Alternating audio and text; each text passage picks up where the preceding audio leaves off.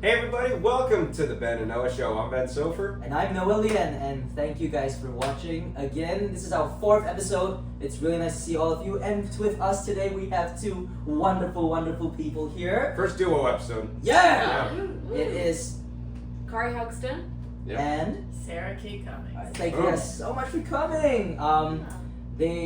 Well, first of all, we'd like to introduce a little bit about, talk a little bit about yourselves. Can you tell us what you are doing here in New York City right now? Currently, I'm teaching swim lessons, but Yeah, I let's just see. graduated from Syracuse University with a BFA in acting. So taking a break from acting, kind of burned out from the BFA, but I'm gonna get back into the audition scene soon, trying to email people, see if they need assistance in the industry. I want to go into directing one day, so just trying to know as many people as possible. Get my foot in the door somewhere. You say acting, you're talking about theater or film? Yeah, or? I like theater. We had a lot of training in film as well. But I love theater. I'm really into sketch comedy and improv and just I'm a comedian at heart, so I feel Nice. Anything funny I'll gravitate towards. Love that. But, That's awesome. yeah. What about you, Sarah? Yeah, I also went to Syracuse with Kari. I got a BFA in acting and a BA in English as well. And yeah, I guess right now technically I am an elderly caregiver and an after school teacher, to pay the bills. But I've just been doing a lot of non-union auditions. Also I've been doing voiceover work, and I've been getting into the audiobook recording scene. So that's kind of my most recent endeavor. I built a little sound studio under my bed, and I've just been It's a cool studio. cooking in the stew. All right, that's Yeah. awesome. It's really cool to see a little bit of a snapshot of where you guys are right now. I'm curious. So, how did each of you first get into theater as a whole? Just were you born with the love for the stage, or was this something that you found out? Yeah, I've been acting for a long time. My grandmother was a theater critic, writing for the paper and stuff, so she would take me to see a lot of stuff. My mom went to see Phantom of the Opera when she was pregnant with me. Whoa. So she likes to joke that I was kicking and trying to get out and get on stage. But my first production was my grandmother enrolled me in a Broadway bound players community theater thing in LA. So we did Cinderella. I was a little mouse, and we did Aladdin for some reason. It was a white community. But Lovely. I don't know what I played in that, but yeah, the Cinderella production, I made a lot of friends, and I was the smallest little 3-year-old mouse, just kind of standing on stage, bopping around. But I had a blast, and then from there on out, I was this is what I want to do. Sweet. And I didn't start taking it super seriously until end of middle school, beginning of high school, because it was always just something that I was doing for fun. And then I realized people get paid to do it, and I was that's They pretty do? cool. What? Yeah. You can get paid to do it. Wow. Haven't It been is yet. hypothetically possible. Yeah. It's If happened. the stars Sign me align. up. I heard it's happened. But I was even if I'm making no money, I'm okay with that. I love that. That's why you got side hustles. That's right. That's true. Side hustles. Yeah. I didn't really grow up doing theater. I started out with choir, actually. When I was a kid, I started doing choir in the 3rd grade. And I loved it because I was a very shy kid, but I loved singing. And I mean, what's nice about being in a choir is that you're just up there with a whole group of people. Yeah. So you don't have to you're not in the spotlight. But I did that all through, elementary and middle school. I would do school plays when I had to.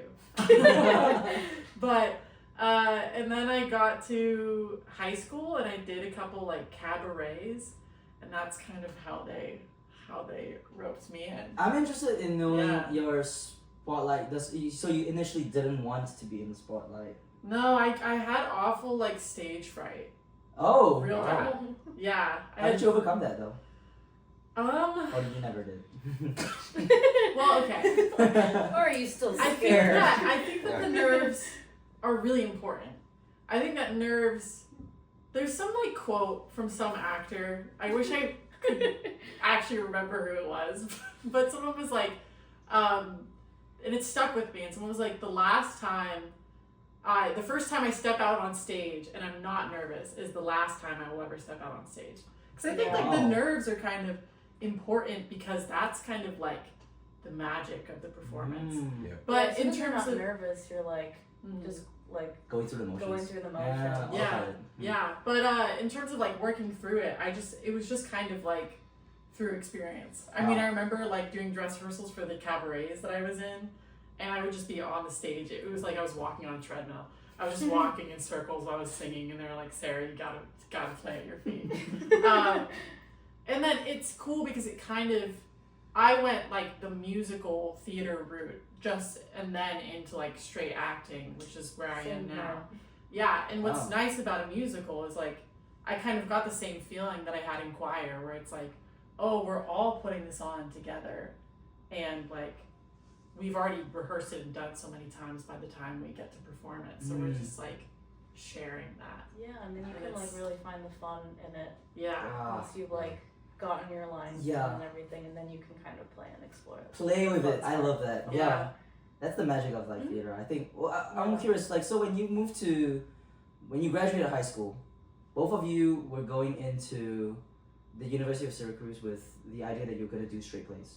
Was that the major? Was that? Yeah. So I actually auditioned as a musical theater major. And they like reviewed my tapes. We got the call back, and then it was like, oh, you can come for acting. We don't want you in the musical theater program. We don't want you to sing for us. We don't want you to dance for us. But you can act. You can act. That's okay. How was the experience? It was good. They gave us like options to take singing lessons and stuff, and jazz dance for the actor. Wait, what? They that was the one class First class I they offered at Syracuse University was jazz dance for actors. It was the only like dance class for the non-dancer that like the acting majors were allowed to take without like taking a ballet placement class and test. So there wasn't really a lot of ways for us to break into those dance classes. But what about the experience What about the experience in the University of Syracuse? Like how was that, like working with straight plays? It was great. I definitely didn't do a lot of straight plays before Syracuse. And I was forced to read a lot of plays as part of our like drama and context and development of theater classes. We read a lot of plays. I was never a play reader before, and I was just exposed to a lot of different plays, and I was like, oh, this is actually very cool. It's not just musicals from Broadway. There's a lot of really good work that's getting written and produced. Oh, love that. There really is. Yeah. So you got into Syracuse for acting, and I understand that there's like a program at Syracuse where for the last semester you're in the city. Yes, the Tepper program. Yeah, that was a Tepper big part. Semester. That was a big part of the reason that I applied to Syracuse and wanted to go there in the first place. Yeah, I can talk about it a little bit. It's so basically they kind of like structure the degree so that you'll finish everything that you would need to take on campus before your last semester of senior year. Like credits and all that? Or? Yeah, and then when you get to senior year, you usually have like maybe two classes you need left to take, possibly. And you kind of like the custom is to like go and like sign a lease for like 6 months or like a year to kind of like be there after you graduate. And then once you come to Tepper, where the rest of your degree has kind of been like learning like technical and like creative like acting skills, kind of developing your craft. Tepper was mostly about like industry focused. Yeah, learning about the industry, and like we had classes with casting directors. Kari took like a really cool producing class. Yeah, Broadway producers. Yeah. Ben Holtzman. Wow. Great class. Yeah. Yeah, we learned how to like what happens to produce a Broadway show. That's so Yeah. sick. That sounds like awesome. a really good program. Yeah. Honestly, I gotta say, like I feel like a lot of other not that I've ever taken a BFA program, but like I feel like a lot of it's very theoretical and abstract. To be able to get that hands-on experience, like in undergrad, that's And that's no joke. a lot of the Yeah. reason that the Tepper program is so like revered within Syracuse and within the BFA community is because a lot of BFAs are very like focused on what happens after you get a job Yeah. and not as focused on Actually getting the job and how to market yourself and how to audition for things and where to find postings of everything and how to reach out to agents and managers and how to like just basically market yourself as an actor. Well, that's what a great program you were in. So you moved to New York City. You guys were both like primarily students. So, but was there time to kind of like explore the city? You know, figure out how you wanted to settle in and. Yeah, we had this one class that gave us a bunch of tasks to go and explore the city. So we were incentivized to go do things on our semi-limited time off. Yeah. It was a little bit tough. Like the course schedule was definitely no joke.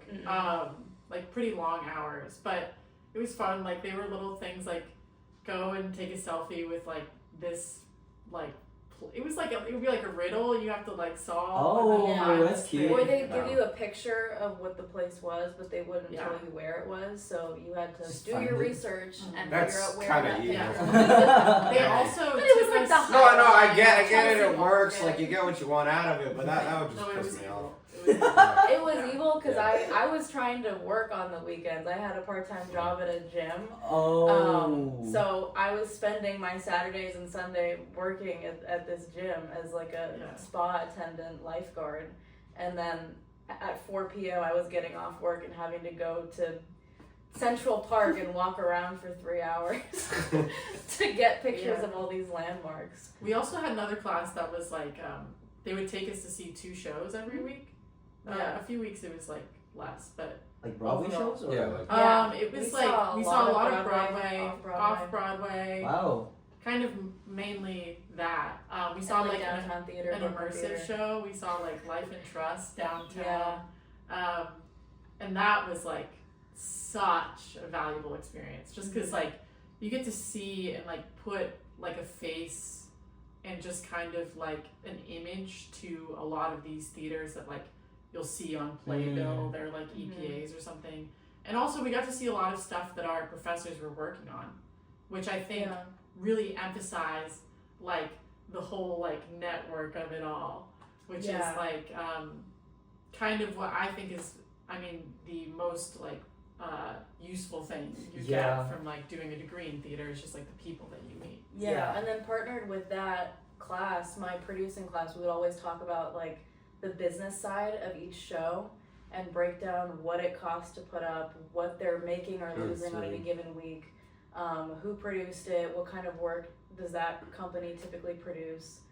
So it was just cool to see all these different kinds of theater, because there's obviously the big Broadway shows that we went to go see. And it was like, oh, we're seeing Sunset Boulevard and Wicked and maybe Happy Ending. And we also saw a lot of, downtown theater that was very small houses and not these big Broadway names that everybody is aware of. Yeah, I mean, it's probably artificial to just see like the big Broadway shows. yeah. I mean, you want to get like a The full diverse picture. range of- Realistically, most of us are Absolutely. going to be working in downtown Yeah. and Brooklyn theaters. And realistically, all those plays started in those settings. Yeah. Exactly. No, I think that's really, really cool and really insightful. I mean, I kind of wish we had something like that. That would have been kind of awesome to be a part No, of. I mean, what you're talking about, I mean, it sounds like sort of like a co-op thing, where like you do your core education at one place, and you have this like idea in mind from your degree, and then you transfer that over into like the industry and the actual setting. And I agree. I think I could have benefited from that. But I'm curious now. So with that like kind of little journey that you've had throughout college, I mean, you must have graduated with this like, okay, like at least I'm in New York City right now. Like, okay, now it's like the real start to my life now. So how has it been for y'all? And like, just like walk us through thought process that you had behind everything? And I mean, we're only like a couple months from graduation, so Yeah. how's life been? Also, Yeah. how it maybe has changed since like when you first started, because Mhm. I know you can have Yes. certain expectations. Yeah. And Mhm. then you get For sure.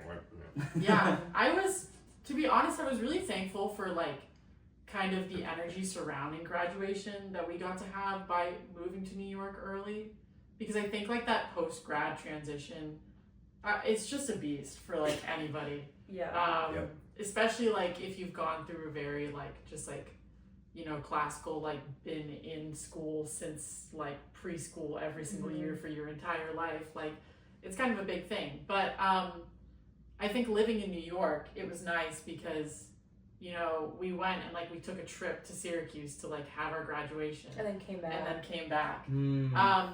And at first it was I went to a lot of like EPAs and like auditions, like getting up early in the morning. What's an EPA? So an EPA is an equity principal audition, Whoa. which this is a big term for actors kind of Anyone breaking in the New York fourth wall City. alert. Whoa. breaking- Whoa. Whoa. EPA. EPA. ECC. So yeah, there's an EPA, there's an ECC, and that's Equity it. chorus call. Those are the two equity calls that you'll see most often online. An equity chorus call is like a dance call for a musical, so that's kind of like the classical audition, like in a huge studio with like full of dancers. And then an EPA is usually either for like speaking parts.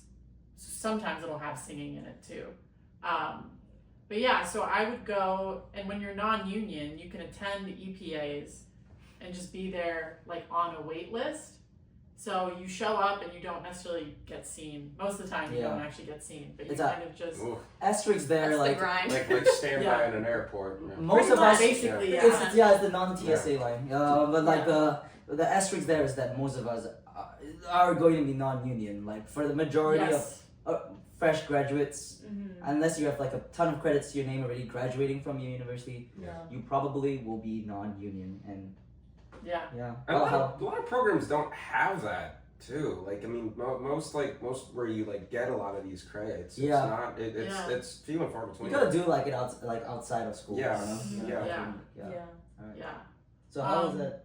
It's been like, yeah, it's definitely kind of a mixed bag, and it's like an interesting thing. You can really only like learn by doing it. I feel like every audition that I go to like widens my understanding of it.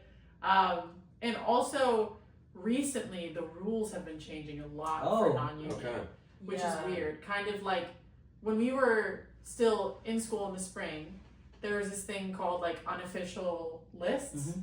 Where people, and there's this thing called the new list, which And was you. NU non-union unofficial list. Okay. So So it's NUU. new list. Dual. And you New- list. okay. But basically, people would like sign up online, and then someone who was non-union would like bring that to the audition and just hope that the monitor would be like, okay, we'll accept this. But most of the time, the monitor was like, no, this isn't the real list. So it got And very then- messy. People would put up lists, take down lists, so they. Basically, the non-union members were trying to unionize. So. Yes, basically, they were like, wait a minute, this sounds familiar. But we also didn't have the money for Yes. union, the Yes. actual union fees, Yes. right? Yeah. So they banned unofficial lists. Yeah. So now if you want to be seen, you have to show up at the building and get your name on the list. When But- it opens. yes, but Which then is when.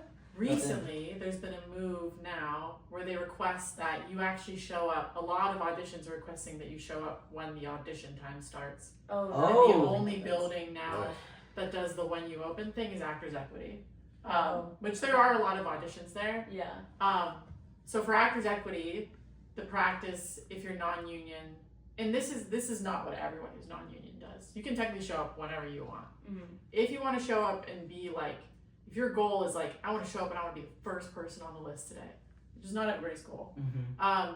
You would show up to the building probably at like 5:45 a.m., 5:30, depending on like how popular the audition is, and you line up outside, and then at 6 a.m. they unlock the doors and you go in and you write your name on the list, and then How long are the Yeah. lines? Depends they're on the not audition. too bad. I've never seen one that's like longer than like Except for the 20 outsiders people in the EPA. morning. It's like a rush. The Sounds outsiders like a EPA rush. was swapped. It's But not, a yeah. lot of times, I mean, I've been going to a lot of auditions in the summer, which is kind of the slow season. So a lot of times, me and my friends would show up, and it would just be us standing there for like 15 minutes while like the doorman is like cleaning the sidewalk, and we're just like, Hi. hey. Yeah, but it's always fun. It's fun because you'll see like people who it's like their first time, or people who are like very seasoned, and everybody's just chatting in the non-union line at like, or the line for everyone at the Actors Equity Building at like 5:30 in the morning. That's and then you did mention like you had to come back still for the audition. Right? Yeah, so if you're lucky, you can, sign up, leave, go to sleep, and then come back. Sometimes people will stay. Mm-hmm. But yeah, the auditions usually start at like 9 a.m. And so basically how the list works is that on an EPA day, they have appointments that equity actors sign up for. And so that's first priority. If you have an appointment, you'll get your appointment. However, if there's an empty appointment slot because someone doesn't show up, there are a few different rungs of the ladder. There's an alternate list. It's There's just- an alternate A list, Yeah. and then there's an alternate B list, which these are Right. alternates who are equity actors who couldn't get an appointment but still want to audition. And then there's EMC. Yeah, equity member candidate. Yeah. Right. So if That's you kind have of a the weird thing, requirements to join It's too many equity, acronyms. but just haven't like paid your dues or like actually done Oh. the initiation stuff, you are considered an EMC and you're a level below union, but you're above the non-union people. You're in So between. you get seen first above all the And the last non-equity tier people. is the non-equity. No. And fun fact, people cannot become EMC anymore. Oh. Like all of the EMCs, because they changed the rules for joining equity a few years ago, Yeah, because there's no credits anymore. It's not a credit based. all of the system anymore. EMCs are like, I think it's the coolest thing ever. All of the EMCs are Endangered. yeah. It's like, I bet they're losing numbers every day. I know. Like, there's only so many of them. I And don't know. eventually they'll all join the union. It's like a cool club. Wait, so if you're an EMC, so instead of becoming an EMC, if you don't pay your dues, you just like you just don't be in the union. you're just non-union. not- You're yeah. like non-union again. Okay, Yeah. okay. Woof, woof. Woof. Ay, ay. I know, it's That a sounds lot. really like. What are how realistic is it for a non-union member to be seen though? And like, if you could give a wild shot, like I mean, It depends, right? It It depends definitely on the depends. audition. I haven't been to any EPAs because that sounds exhausting, and I've only been out of school for a few Yeah. months. But Yeah. Sarah's fun to them. No, it's definitely like grueling, and at times I'm like, a lot of people will tell you like, you shouldn't waste your time doing that. But if it's like doesn't cost you that much yeah. effort, I'm like an early riser anyways. I don't mind Yeah. like, That's great. but That's great for Happy you. for you. but it really does depend on the audition. If it's a Broadway play, or I guess I haven't been to EPAs that are for like musicals, I will say. Okay. So that's a different ball game. But if it's like a Broadway play, it's probably gonna be pretty popular. It also depends on the pay. There was one EPA that I went to that I like walked in and got seen immediately, and there was no one in the waiting room, and I was like, what's going on? And I was like, oh, it's because it's like the lowest possible rate of pay that you could get for At least a play. it was paid though. Yeah. And he's good. Yeah. Yeah, so it depends. It depends on the subject matter too. Like if it's a really popular, Title. yeah, and it also depends on the people who are running the audition. Sometimes you have casting directors, casting people who are like, they start the audition and they're like immediately, sorry guys, we're closing the audition, meaning they won't see any non-union, but we'll accept drop-offs. Like you can give us your headshot or something. But they'll do that right at the beginning of the day. And then there are other casting directors who are like, okay, I'm gonna really try to push through to see as many non-union as possible if time allows, so you guys can stay here and I'll try. But it's like, it's really a mixed bag. Mhm. Yeah. Here's a question. So, I mean, all this stuff, just like waking up at the crack of dawn. Like, I mean, it's it's a commitment. But on top of that, like one of the themes that we've talked about, we can say that now because we've had like 4 episodes. Yeah. Oh. Yeah. You know, one of the themes is that, you know, you still gotta live. Like, you still gotta eat. So, like, how, like, as, like, recent grads in New York, how have you guys, like, found that, like, balancing act? And if you're still figuring it out, I mean, still fine. Yeah, I mean, I have been just working pretty much full time as a swim instructor. And then that's paying the bills. But I definitely would love to get back into like doing auditions and stuff, because it's definitely very hard to spend my 1 or 2 days off a week going to an EPA, and that's like the last thing that I want to do when I get up on my day off. So it's definitely a balancing act of like, I get home from work and I send a bunch of emails and beg somebody for a job, and then inevitably get no response. It's definitely like, I feel like it's catching the train like when it passes, and not necessarily like, I haven't been to an EPA in a while, to be honest, because I've been kind of, I don't know, just because like I haven't had the real like energy to do it, but I also know that like I am gonna want to go back out there and do it one day, so like I never want to like force yourself to, because you're right, like it's important to have a life, and when I was looking for work, I was very much trying to like structure it. It's like, okay, how can I, you know, make as much as I need, but also have enough hours in the day to continue to do creative work. So I'm kind of actually really still trying to figure out the balancing act of like, I have like 25 hours a week of work, which is like not great for supporting yourself, but then it's like, well, I'm hoping I can make money through creative endeavors. And it's it's kind of a complicated thing.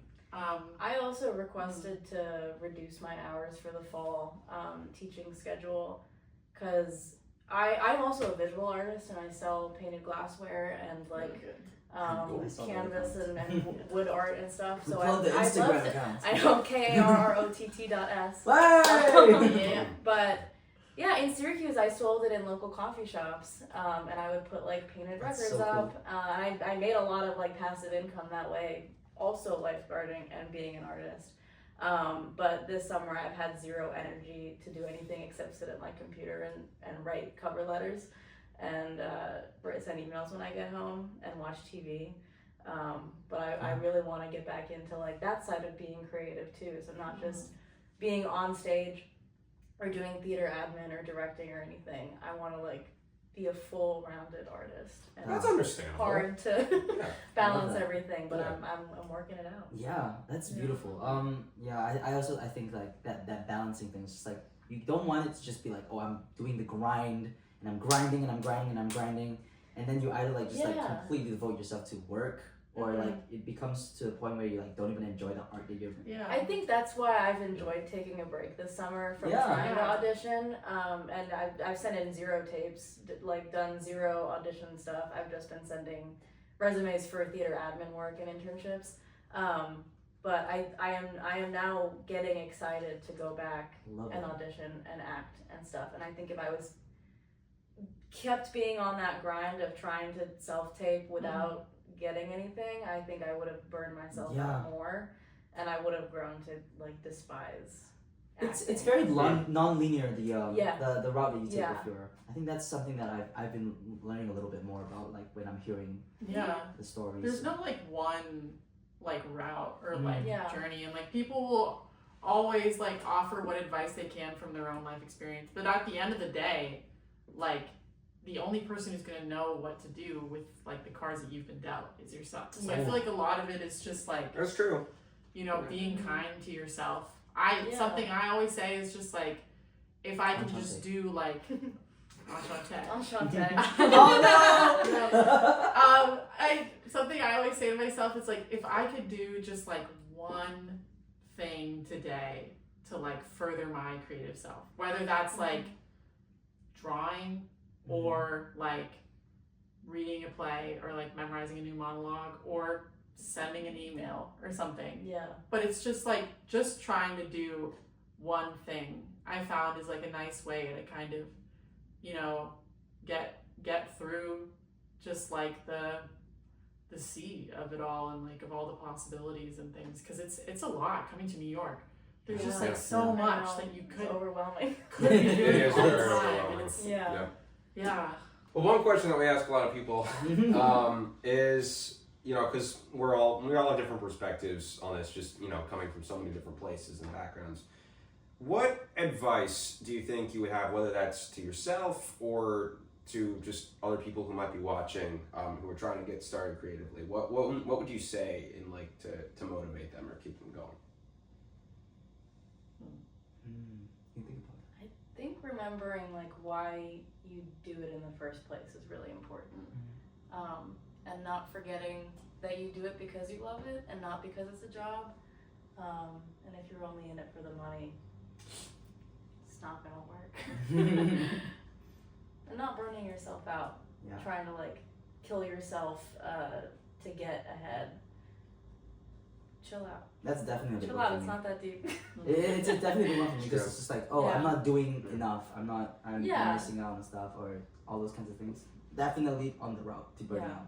If you keep, like, I don't know, fermenting in those thoughts in your head. Yeah. And don't let other people's success keep you from like thinking that you're not good enough. Ooh, yes. Because I know a lot of our classmates have gone on to like book right out of college and sign with agents, sign with managers, and do all this cool stuff. And I think it's really important to be happy for them and not let that affect your journey. Oh, Yeah. that's Be so like, helpful. And your self-value as well. Yeah. Right? Yeah. Because it also helps your journey. I gotta try Yeah. that. Man. Wow. Every person that you know is working is like someone connection else, that like, you have in your, that maybe in your you guys can corner, work in your together. community. Yeah. I love that. Yeah. Yeah. That is actually super healthy No, and it's like true, helpful too. Like we're all trying to help each other, and I don't think it should feel like A competition. because you booked it, you don't book it. Yeah. You know. I mean, look, the competitive nature definitely exists in theater. Like, I think we'd be lying if we said it was like, I really want that, but like, it's true. At the end of the day, like once you get there, like it is collaborative. I mean, there's because creativity, I feel like, is something that's meant to be shared, especially with something like performing when you're working with other people. So that's another thing that I really appreciated about Syracuse freshman year. They did not let us audition for anything freshman year. It was a non-performance. What the year. hell? Because they wanted us to not see each other as competition. They didn't want us to get there and immediately put other people down. A lot of BFA programs will do this and some don't. But no freshman could be in. I think the rule specifically was you can't be a named character in a creative work. So like you could still sing cabarets and stuff and still perform or like do stand up or whatever. But they really wanted to create a culture of collaboration between the freshman class, and so that everybody was in class together, taking the same studios. And getting to know each other as artists and not seeing each other as you are the same archetype as me, so I'm gonna not be friends with you because we're gonna be competing for the same parts. Off the record, did that work? Sometimes.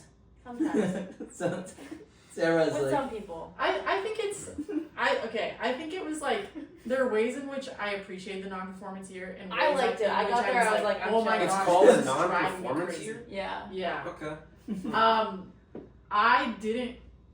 I think that there were things that were negative for me about it, which was just that, like, especially coming out of COVID, it was hard because like we hadn't performed in a long time. we had been performing in a long time, and then here you are, like, committing to a BFA, which, like, for me was a very last minute decision, and then not actually, not like acting on a stage for a long time while doing that. And then it just becomes so distant.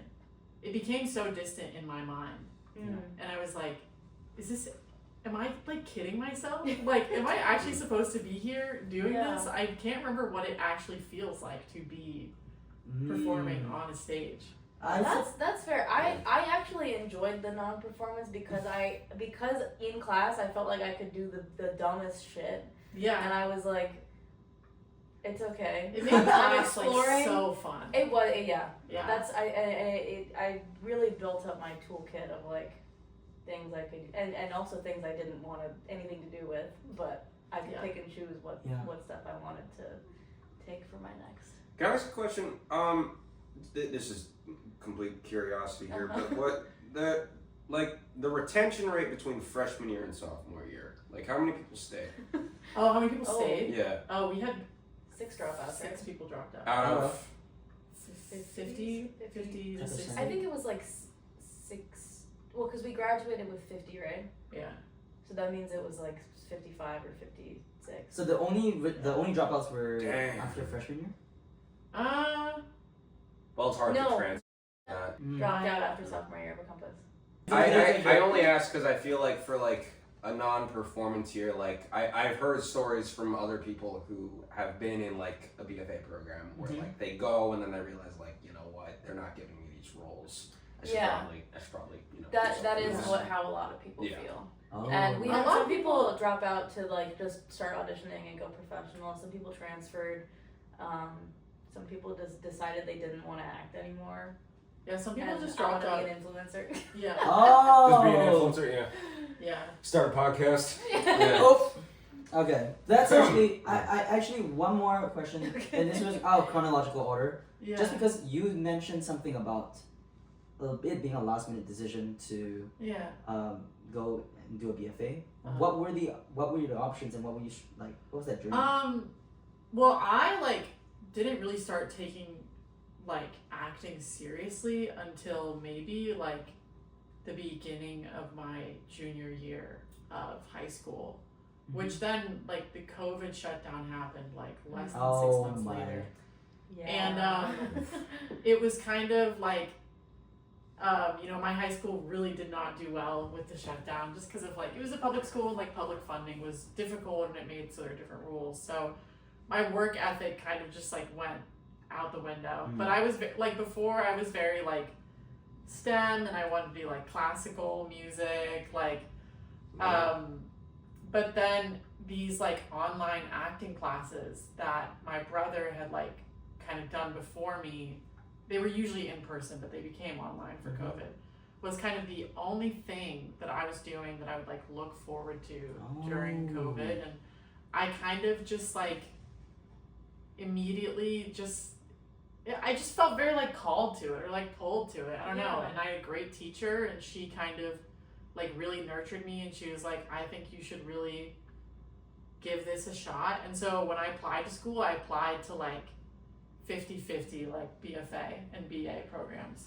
Cool. And I was like, okay, wherever I get in is what kind of program I'm gonna do because I can't decide. Like spun the wheel kind of. Yeah, and then Syracuse just worked out. It wasn't a hard decision to go there once I heard about it. No. But I was not someone who I would say was very like recreationally interested in theater when I was in high school or anything. So Kari kind of already talked about this, but like my favorite thing about like going to theater school was just like the wealth of just like cultural knowledge you get about theater, like reading all of the plays and stuff, and also just being around theater people all the time. Like as exhausting as it is. It was like overwhelming. It was like wow, it was like culture shock. But it was I love just like building up the inner like library of plays and theaters. So it's so cool. Well, this was a wonderful, wonderful conversation with you all. Thank you so much for sharing your perspectives, your thoughts, your life journeys, and you know, I want to give a thank you to everyone who's watching right now. And it's just like, thank you so much for everything. You know, giving us a space to talk about these things. I think that it's so valuable. It actually I love it so much. Just like getting to know y'all a little bit better, getting to just talk about theater and talking about that passion that you get, and how we all are so different but so similar in our love for the theater. And it's just a really, really wonderful. I always have a wonderful time talking to you guys. So it's like really, really great. Couldn't have said it better. No. So with that being said, this is the Ben and Noah Show. This is the Ben and Noah Show. Thank you so much for tuning in. Stay tuned with our socials, and we'll catch you later. Bye bye.